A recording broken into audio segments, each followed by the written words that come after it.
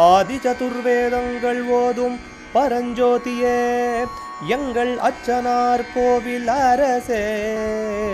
நம்புவோர்க்கு உபகாரி என்பதில் இவரன்றியில் நாட்டில் ஓர் தெய்வம் யார்கான். ஆதி சதுர்வேதங்கள் ஓதும் பரஞ்சோதியே எங்கள் அச்சனார்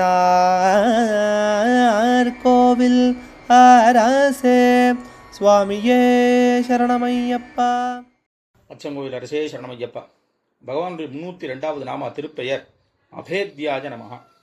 பிளக்கப்பட முடியாதவனுக்கு நமஸ்காரம். அதாவது எதிரிகளினாலேயோ அவர்களது ஆயுதங்களினாலேயோ பிளக்கப்பட முடியாதவன்.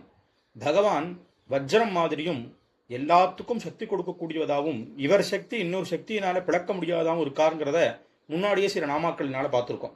அதனால எதனாலையும் பிளக்கப்பட முடியாதவர் அப்படின்னு இதை பற்றி சொல்றதா இருக்கு. அப்படின்னா அவ்வளோ கடினமானவர். சரி இருக்கட்டும். ஆனா அவருடைய நெஞ்சை பத்தி சொல்லும் போது பக்தர்களுக்காக உடனே உருகக்கூடிய ஹையங்க வீண ஹிருதயா, அதாவது நவநீதம் போல வெண்ணெய் போல உருகிறவர்.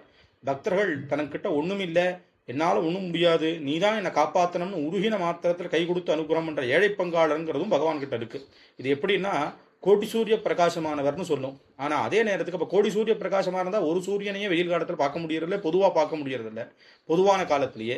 அப்போ கோடி சூரியன் சேர்ந்தா எப்படி இருக்கும்? ஆனால் சந்திர கோடி சுஷீதலஹா, 1000 சந்திரன் சேர்ந்து இருந்தா எவ்வளோ ஒரு கோடி சந்திரன், 1000 இல்லை கோடி சந்திரன் சேர்ந்து ஒரு இதோட சீத்தலமா குளுமையா இருந்த அந்த மாதிரி இருக்கும். அது மாதிரி பார்க்கறதுக்கும் கிட்டக்க இருக்கிறதுக்கும் அமிர்தமயமானவர் அப்படின்னு இருக்கிறதுனால பகவான் கிட்டக்க மாத்திரம்தான் இது பொருந்தும். அதனால எதிரிகளினாலேயோ மற்ற ஆயுதங்களினாலேயோ என்னால் அப்படி முடியும் இப்படி முடியும்னு பகவானுக்கு மேல ஒன்று நினைச்சு பண்ணக்கூடிய எவர்களினாலையும் எதுனாலையும் பண்ணப்பட முடியாதவர் அப்படிங்கிறது நாமாவனால தெரியறது. அச்சங்கோவில் அரசே சரணமையப்பா.